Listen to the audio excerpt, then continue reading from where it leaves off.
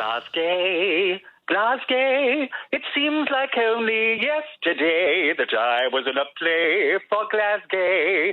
GlasGay kept me after street. It was where the queens would meet. Oh, GlasGay, I wish you would come back today, GlasGay. That's Derek McCluckie, rather stylishly reminiscing about a unique Glasgow Arts Festival that ran from 1993 to 2014. And I'll warn you now, we're going to hear more from him later. This is BBC Radio Scotland. I'm Mark Stephen. And our story this week belongs to a fabulously camp celebration of queer culture that sadly no longer exists. GlasGay. Oh, yeah. It all began with Cordelia Ditton, who came up from London, where at that time there was a much more vibrant gay scene. I'd arrived in Glasgow with my Glaswegian partner in the early 90s and realised that there was very little visibility, lesbian and gay visibility at that point. And it just seemed to me that the arts are very good ways of getting people to understand other people's lives, making people visible, making people feel happy and proud about who they are. Having been here then a year or two, I thought, well, an arts festival might be a really good way to do it. And I approached an arts administrator called Dominic D'Angelo, whom I knew. And he was brilliant because as soon as I talked to him, he just started thinking about ways we could do it rather than whether we even should or shouldn't do it. So that was it. And of course, we were going in completely blind. I mean, we had no idea really whether this was going to work, whether we'd pull it off, what would happen, what would be the size of it. But we had very big ambitions. We thought, let's think big, let's think bold and go for it. Now, you might be listening to this and thinking, a gay arts festival. Yeah, so what? Big deal. And you'd be right. Today. But let me just give you some historical perspective. GlasGay started in 1993. Here in Scotland, gay sex had only been decriminalised in 1980. And back then, there were none of the laws we have today which protect LGBT people from discrimination. There was, however, a growing movement back then to campaign for gay rights. Welcome to the Outrage March on Downing Street for lesbian and gay equality! At that time, you could lose your job or your home for being gay. As a gay man or woman, you couldn't serve openly in the armed forces. And we were an awfully long way from civil partnerships and same-sex marriage. Lesbians and gay men are still treated as second-class citizens.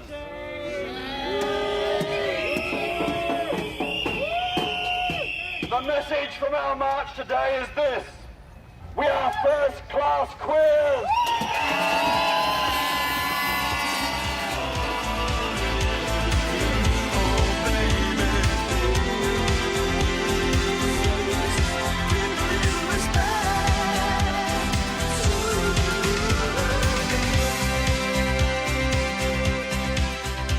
In 1988, the campaign for gay rights was dealt a serious blow when the then Conservative government brought in Clause 28, sometimes known as Section 28, which banned, and I quote, the intentional promotion of homosexuality by local councils. Now, as well as preventing teachers from saying anything positive about gay lives or gay families in school, this also made it pretty tricky for any local authority to fund something like a gay arts festival, which posed a wee bit of a challenge for Cordelia. Yeah, that was interesting. Very interesting. Glasgow City Council at the time were terrified of Clause 28. And I was at that point, I'd become a member of the sort of outer board of Stonewall, the campaigning group. And I remember talking to the director of it at one point saying, look, we're being stopped because of Clause 28. They're saying they can't fund us. And certainly Stonewall was prepared at the time to make it the test case on Clause 28. But then we were funded. Glasgow is the gay capital of Britain this week, hosting Europe's widest-ranging gay and lesbian arts festival. Under the banner GlasGay, 70 events are taking place, representing a dazzling variety of cultural expression, everything from gay ceilidhs to theatre, dance, visual arts, and large-scale performance here on the River Clyde. A sculptor called Jane Sutherland had come up with an idea of building this wonderful fire witch on the south side of the Clyde, which would spew out fireworks. Apparently, when word got out about the plans for the fire witch, someone rang the Parks Department and said, "This is Satanism. This is evil and disgusting. And these women, if they'd lived in the 16th century, would have been set on fire or drowned in the Clyde. And indeed, would have been. And then to have a street samba band going across the pedestrian bridge. Now, that was something that completely took off. And then now there are street samba bands all over the place. They're all over the country. But that really, Shaboom, which came out of that, was the first one. They just didn't want to stop. And we ran a really lavish women's club night called Appetites at the Arches, which was a fabulous event. And Shaboom wanted to come and perform. And I said, well, I haven't got the money to pay you to come. And they said, no, we'll come. And they came in, and at the very end, they practically took the roof off and just played, and everybody danced. And it was just fantastic. You know, amongst all the theatre, the film and the art, it's probably the parties that stand out as the most memorable events. We set up dance classes, ballroom dance classes. It was quite funny because most of us had only ever danced in sort of man-woman formations. Although when you think about it, women have been dancing together in the ballroom for years because there's never been enough men to go around, so they were doing it anyway. There were wonderful things. A guy I remember who was late 60s, early 70s, who came in, who he didn't know any of us, and he would come in every week, and he was a lovely man. And you just knew when he got to the tea dance, this was probably the first time he'd ever danced for another man in public in his life.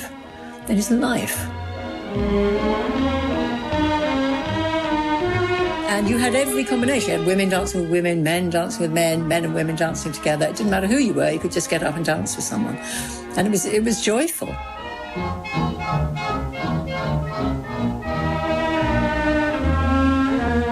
You know, the performances sound fabulous, the parties sound great fun. I have to say, it all sounds fantastic, but there must have been hostility to it. Yeah, I remember things in newspapers. There was a headline that talked about the twilight world of the homosexual. And I thought, oh my God, we're in the Victorian era. There was a headline which was, huge storm over Gay Fest.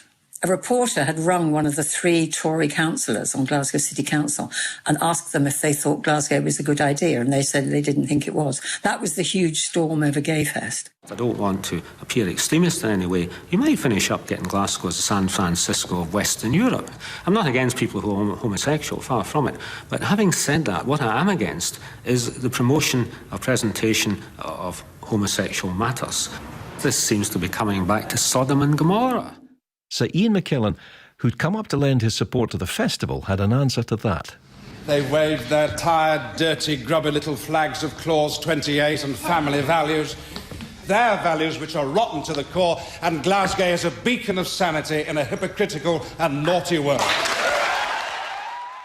There definitely was hostility in certain areas. But it was interesting because I remember, you know, when the festival was on, getting taxis a lot because I was having to rush from venue to venue. And taxi drivers would say, what are you doing then? Oh, what's that then? How do you do that? And, oh, my nephew's a gay man or something like that. It was interesting. We never got any hostility from people on the street or just the general public. Oh, except for one really, really rather horrible thing happened. Scotland on Sunday published a letter from parents of a gay man, and what they said was, our son came out to us recently, and that was worse than a death. Worse than a death. And the next week, almost the entire letter page was taken up with replies. And they were amazing, because some of them were from gay people who had completely lost contact with their parents because the parents had cut them off. Others from parents saying, we embraced our gay son or daughter. So that was kind of wonderful. That awful, awful letter actually brought a lot of people out into the open talking about it. You know, for the people involved, it must have been a bit like discovering family they didn't know they had. Absolutely. It absolutely was. I mean, there was a young woman who talked to my partner, and she said that she was very close to her mum, but she hadn't been able to tell her yet that she was gay, and now she could. And we had some wonderful comments. I always remember a guy who ran a pizza parlour coming up to me and saying, this is the first time I felt the city belonged to me.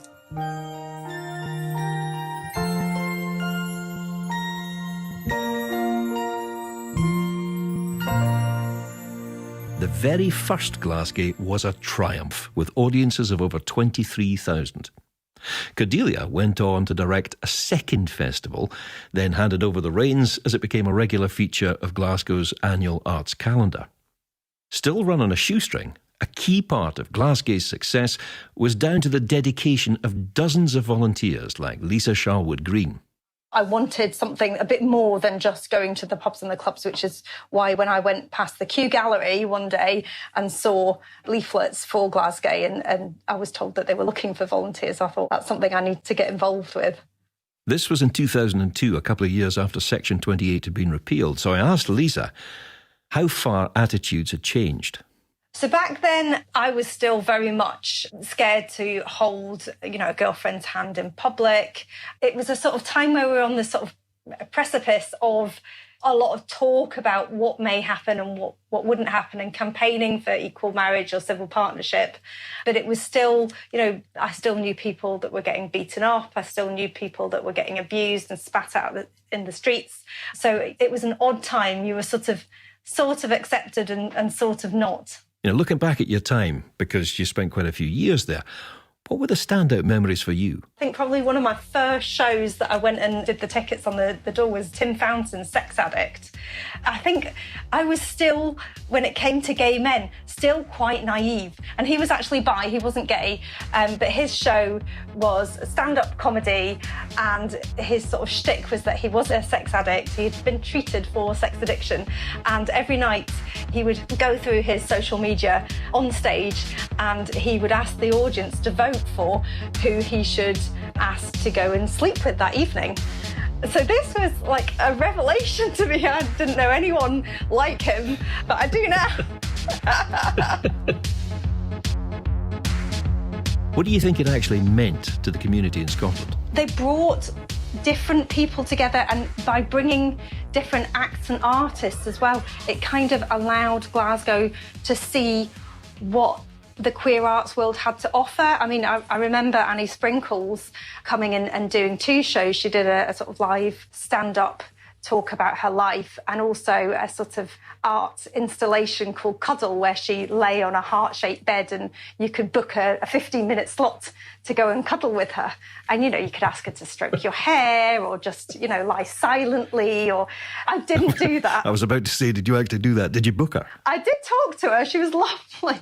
She's a former sex worker who's been in a lot of adult films and she's based in California and you wouldn't normally see in Glasgow. So it really opened up that kind of world for people and it certainly broadened my horizons massively. As well as bringing in adventurous acts from around the world, GlasGay played a part in developing Scottish talent.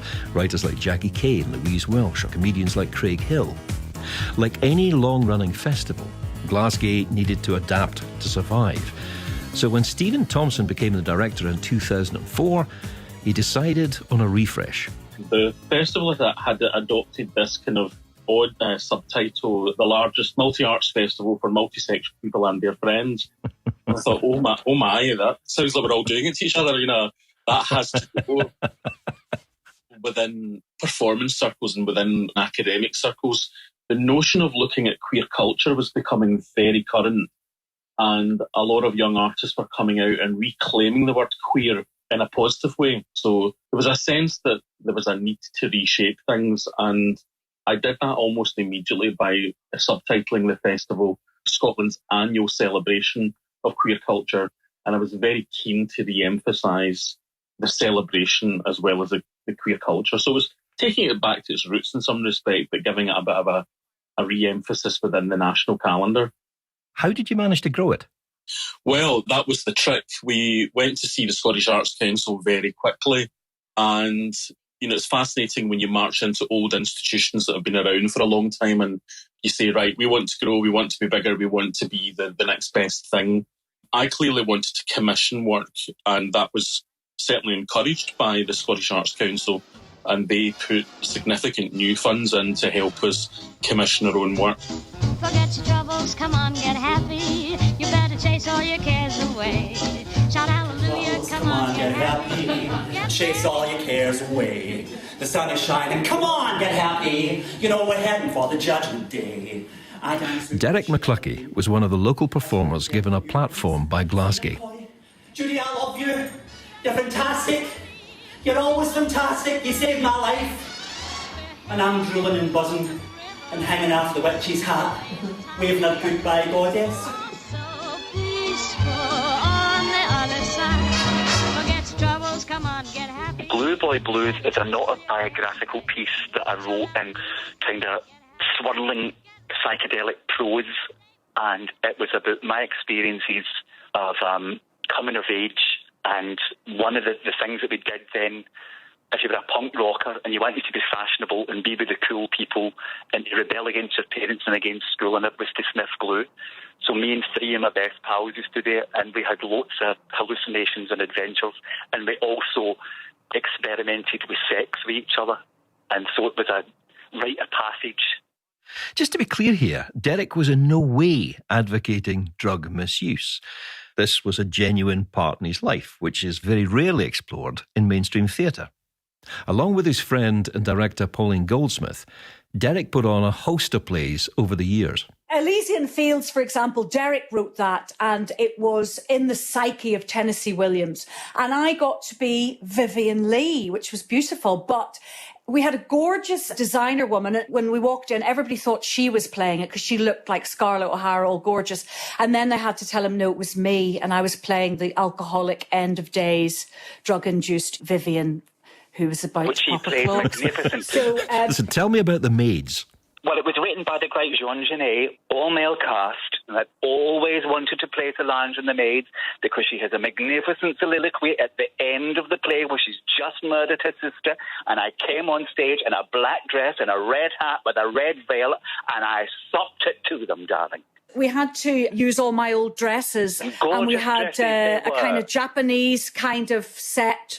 Yes, we rehearsed it in the high street, and it was done in kind of vernacular Glaswegian. We did it in a broad and Glaswegian, a few times we did in a broad Glaswegian. But I do remember crowds of people gathering. It was the old kind of hairdresser place that GlasGay used to be in. And people used to think there was a row going on, and you would get people from the street coming up to the window to find out what was going on, and it was just actually I was talking like that. It was like voices like that were, which seemed to attract the salt market yes, crowd. it was kind of, I don't know as how Genet should have been done, I think. Yes, because he was a prisoner and a very tough character. Thank you, Pauline. As well as an outrageous queen.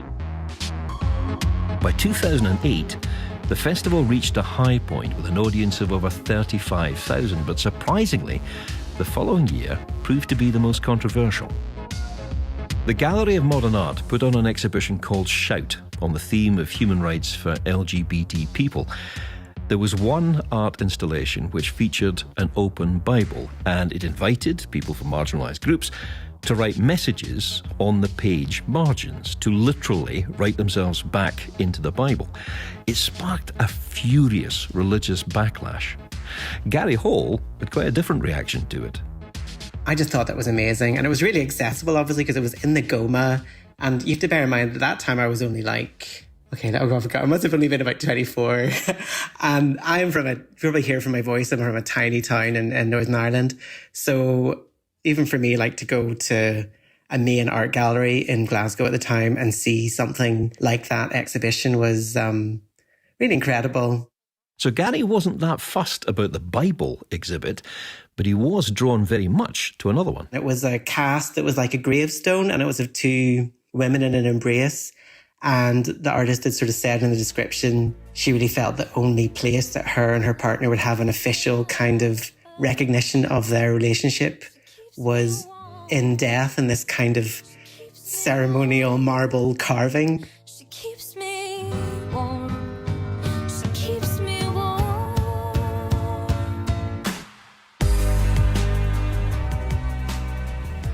You know, now that we can get married, we can do all sorts. There's so much more. You don't have to wait to be dyed and carved into marble. So I think that also it shows two things. It shows just the power of a piece of art.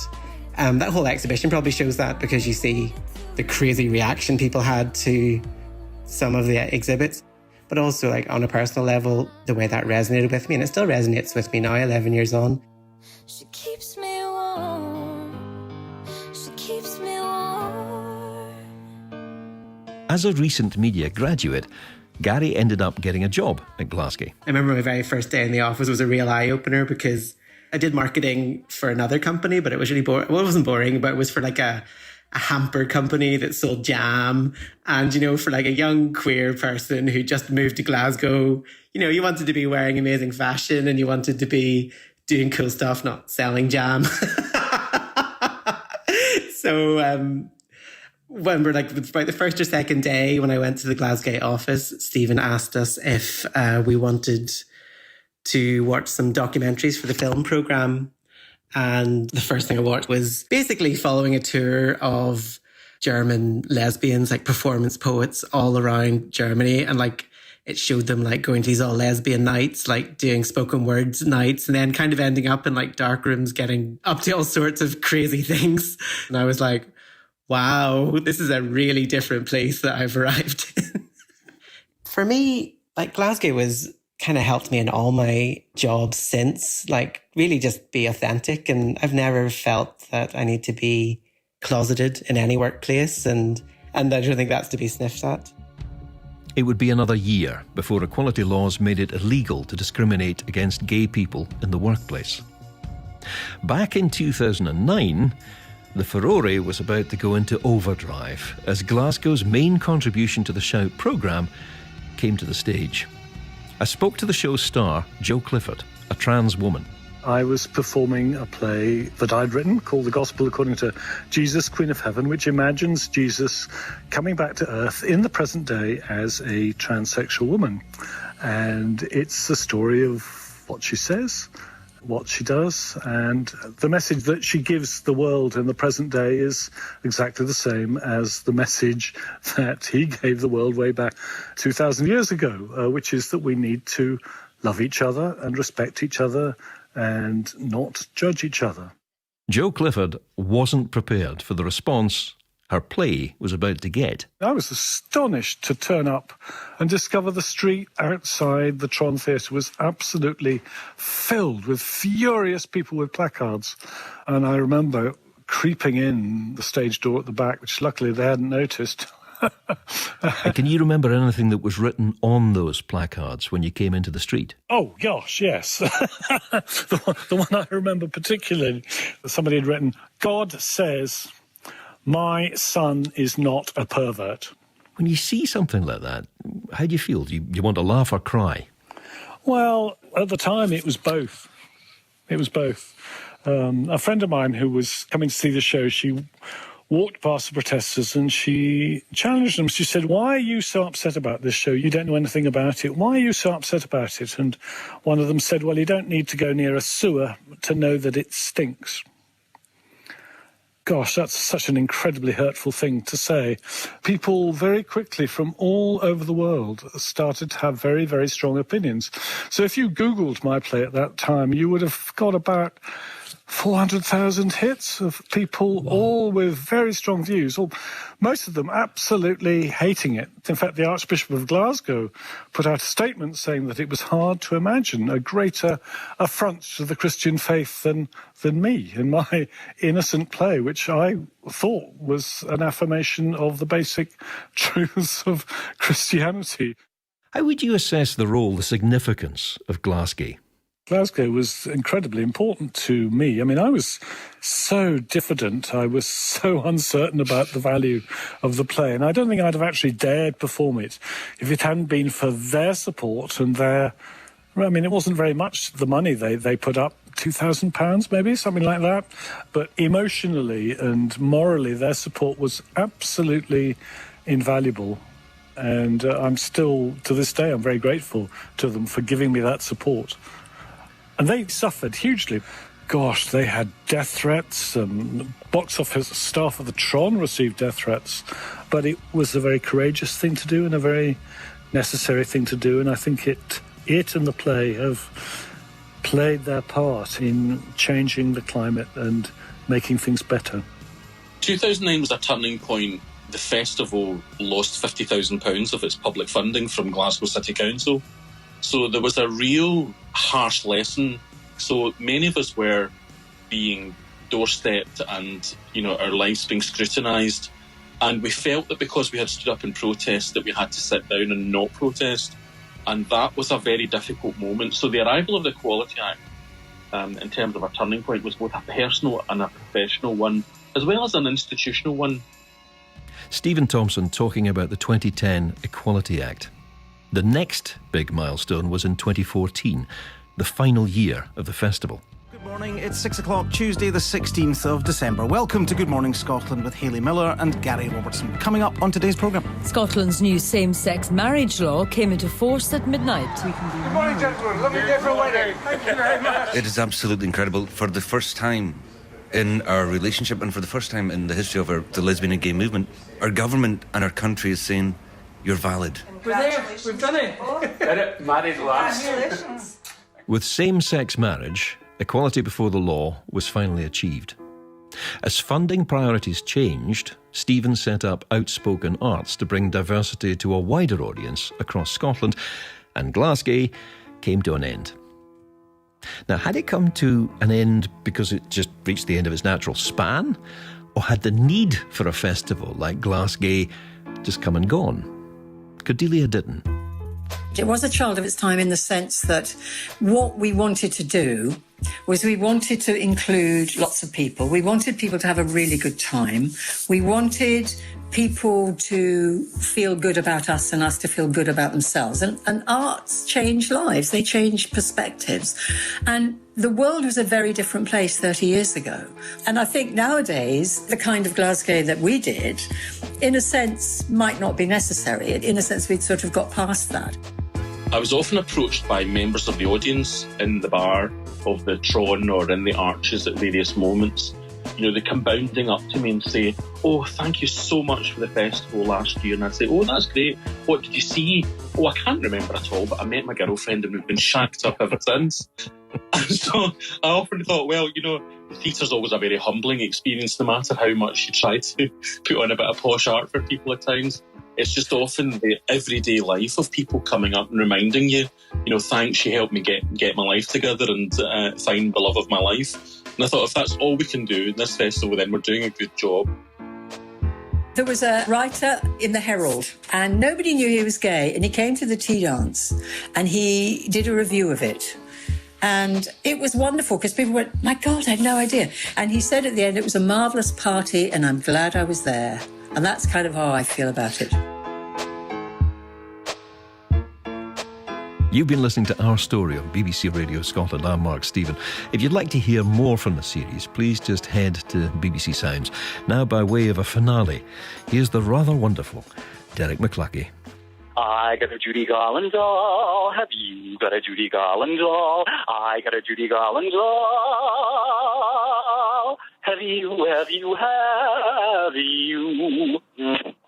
That's that.